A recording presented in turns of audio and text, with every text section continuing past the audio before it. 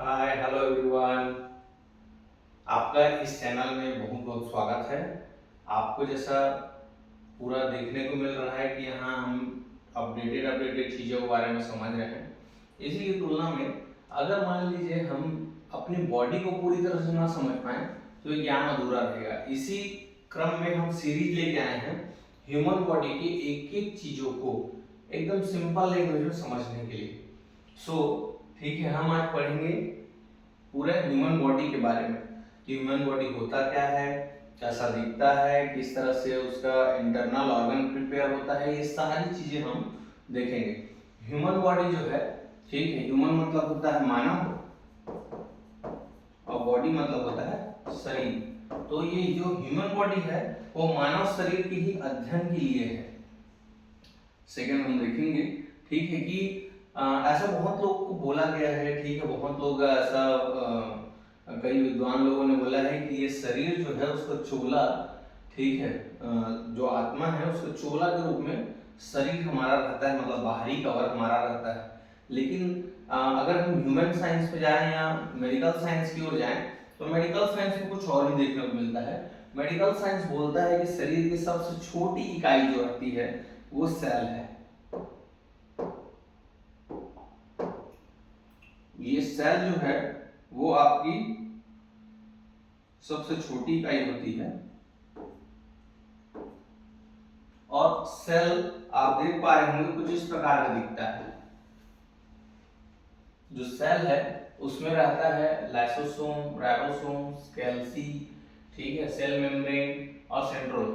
तो इस तरह से ये भी सबसे छोटी इकाई नहीं है, ऐसा आप बोल सकते हो, शरीर से और छोटी इकाई, कोशिका से भी छोटी इकाई शरीर में मौजूद होती है, ठीक है। लेकिन इसको समझने के दृष्टिकोण से हमने सबसे पहले समझा कि कोशिका सबसे छोटी इकाई है। फिर जब कोशिकाएं, एक समान कोशिकाएं आपस में जब मिलती हैं तो वो निर्माण करती हैं ऊतक।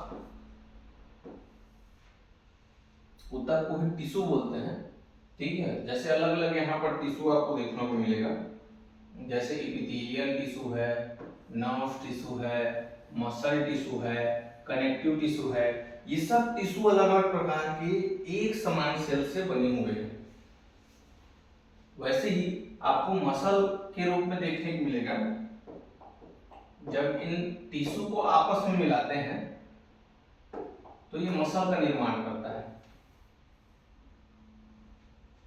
और मसल भी अलग अलग टाइप के होते हैं, जैसे cardiac muscle, smooth muscle, skeletal muscle, मतलब ये हड्डी की मसल है, ये स्मूथ मसल है जो इंटरनल बॉडी पार्ट्स में यूज होती है, और ये कार्डियक मतलब हार्ट की अलग मसल होती है, ठीक है। तो तीन प्रकार की मसल भी यहाँ भी आपको दिखने मिलेंगे। लेकिन एक प्रकार के जो मसल रहते हैं वो एक अंदरूनी प्रकार के अंग का निर्माण करते हैं। मान लीजिए सबसे छोटी इकाई सेल हुई, उसी प्रकार का टिश्यू हुआ और उसी प्रकार का मसल भी हुआ, तो एक प्रकार के ऑर्गन का निर्माण करेगी।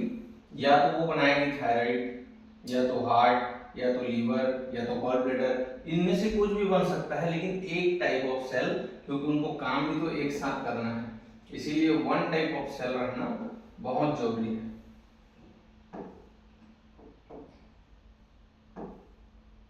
फिर आपस में जैसे एक डिपार्टमेंट एक सेम काम करता है, लेकिन अलग डिपार्टमेंट में जाके वो सिस्टम बन जाता है, वो पूरे टीम वर्क में काम करते हैं।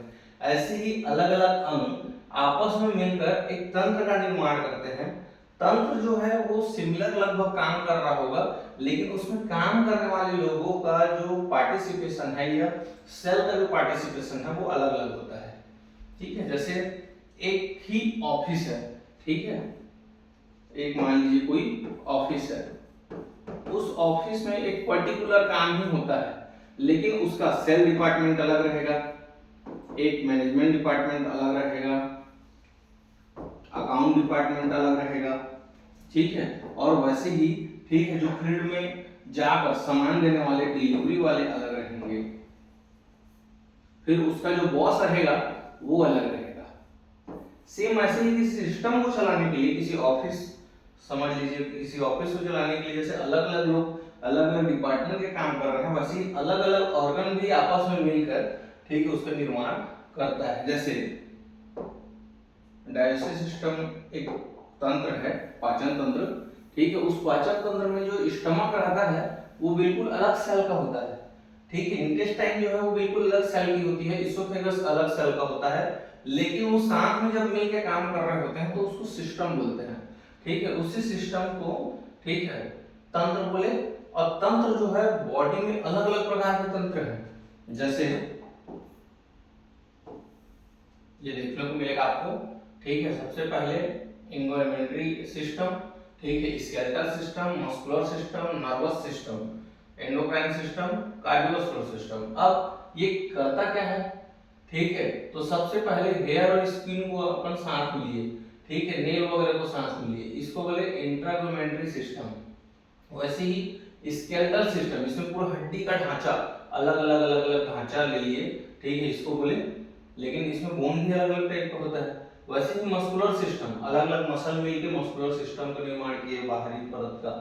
वैसे ही नर्वस सिस्टम, वैसे ही एंडोक्राइन सिस्टम, अलग अलग ग्लैंड देखिए, पेनक्रियास अलग है, सुप्रारेनल ग्लैंड मतलब एड्रिनल ग्लैंड अलग है, ठीक है। तो अलग अलग प्रकार की चीजें हैं।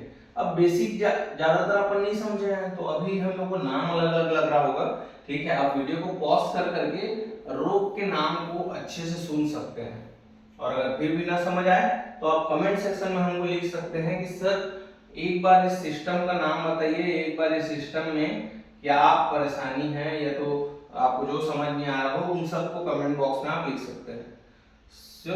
तो बॉडी जो है, ठीक है, इस तरह से बनती है। बॉडी की छोटी इकाई जो है वो तंत्र है। तंत्र जो है अंगों से मिलकर बना है। अंग जो है अलग अलग, ठीक है, मतलब सेम टाइप की मांसपेशियां उससे जुड़ी हुई हैं। फिर उतक जो है सेम टाइप के उतक जो है मांसपेशी से जुड़े हुए हैं। और वैसे ही उतक जो है वो कोशिकाओं के समूह को उतक बोले। दो या दो सेल जो है अनुपातिक रूप में अगर मिलते हैं और सेम काम करने वाले मिलते हैं तो उनको उतक कहलाया जाता है। वैसे ही उतक जब सेम मिलते हैं तो मांसपेशी सेम मांसपेशी मिलेंगे, तो अंग अलग अलग अंग, डिपार्टमेंट अलग अलग है उनका। यहाँ पर मैं आपको बताया था डिपार्टमेंट अलग अलग है, तो डिपार्टमेंट अलग अलग है तो उसको तंत्र, और तंत्र पूरा अलग अलग काम करेगा तो शरीर बनेगा। सरकार के जैसे ही है, सरकार का क्या क्या करता है, एक सरकार बैठता है, वो रहता है बॉस, है ना, ये कई ऑफिसेस का संचालक रहता है। ऐसे ही हमारा ये सिस्टम है, आप समझेंगे तो ये सिस्टम है, ठीक है। अब सिस्टम के अंतर्गत आप जब किसी मंत्रालय में जाते हैं, किसी भी विभाग के मंत्रालय में जाते हैं, तो बोलते हैं ना, ठीक है, कि पर्टिकुलर काम पर्टिकुलर के पास होता है। मतलब उसका जो बाबू रहेगा वो अलग काम करेगा, ठीक है, उसका जो ग्रेड 3 रहेगा वो अलग काम करेगा, उसका जो चपरासी रहेगा, ठीक है, उसका काम सिर्फ क्या है, पानी पिलाना, फाइल ऊपर से नीचे पहुंचाना, ये सब चीज काम है, ठीक है, लेकिन यही काम का है ना, ठीक है। तो बाबू है, ग्रेड 3 है, और दूसरे दूसरे अलग अलग लोग रहते हैं, असिस्टेंट रहते हैं, ठीक है, उनके काम को समझने वाले लोग रहते हैं, उनका सरकारी विभाग में काम हो कि वो कैसे जनता के हित में काम कर सकते हैं वो होते हैं, ठीक है। कलेक्टर्स होते हैं, आईपीएस होते हैं, आईएएस होते हैं, अलग अलग चीजें होती हैं, ठीक है, सचिव होते हैं, एक एक डिपार्टमेंट को देख रहे होते हैं। तो वो सारी चीजें जो है क्या है, ऑर्गन है, ठीक है, वो ऑर्गन है, उनके बिना काम नहीं चलेगा। लेकिन सिस्टम क्या है, अलग अलग सिस्टम में बांट दिया। तो बॉडी जो है वो सुपर बॉस है, सुपर सरकार है, ठीक है। लेकिन फिर उसके बाद तंत्र जो है वो सिस्टम है, मंत्रालय है।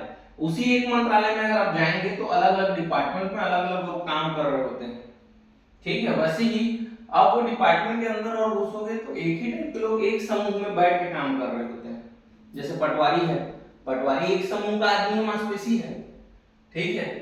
वैसे ही बाबू एक टाइप का है, वो मांसपेशी है, ठीक है। और बाबू के नीचे कितने रहते हैं, पटवारी के सहायक कितने होते हैं, ठीक है। वैसे सचिव है, सरपंच के कुछ निजी मामले हैं, वो सब ऊतक कोशिका ये छोटी छोटी इकाई काम कर रहे होते हैं।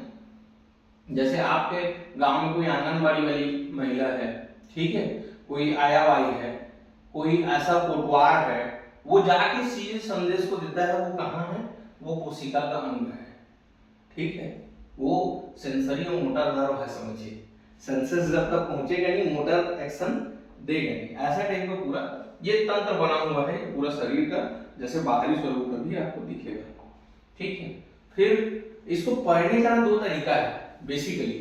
ठीक है, एक पढ़ते हैं हम स्ट्रक्चर को, दूसरा पढ़ते हैं शेप एंड साइज को, पोजीशन को, और जो सप्लाई हो रही होती है उसमें और बाहर जा रहा होता है, दो चीज है। ठीक है, जो सप्लाई हो रही है उसके बदले बाहर भी जा रहा होता है, कुछ चीजें जो असहज रूप में शरीर में विद्यमान होती हैं वो चीजें बाहर निकल रही होती हैं, लेकिन शरीर के रूप में ही रहेंगी, उसके एनाटॉमी के अंतर्गत हम पढ़ते हैं स्ट्रक्चर, शेप, साइज, पोजीशन और सप्लाई और ड्रेनेज। ये पूरी चीजें एनाटॉमी के अंतर्गत आएंगी। जैसे स्ट्रक्चर में मान लीजिए, ठीक है, पेंक्रियाज है, ठीक है, या तो फिर कोई भी ग्लैंड है, वो जिस आकार का दिख रहा रहेगा, ठीक है, उसका स्ट्रक्चर में शेप, साइज, पोजीशन, ठीक है, कितना लंबा है, कितना किस शेप का है, पोजीशन कौन से एंगल में बैठा हुआ है, हार्ट के समीप है या लीवर के समीप है या किसके आसपास वो है, वो सभी चीजों को इसमें पढ़ते हैं। फिर नर्व सप्लाई और ब्लड सप्लाई, ये दो चीज सप्लाई के अंतर्गत आता है, बाकी सब सिक्रीशन है। ठीक है, तो नर्व सप्लाई और ब्लड सप्लाई ये दो मेनली चीजें हैं। वैसे ही लिम्फेटिक ड्रेनेज और वीनस ड्रेनेज, वेन का, ये दोनों चीजें हैं।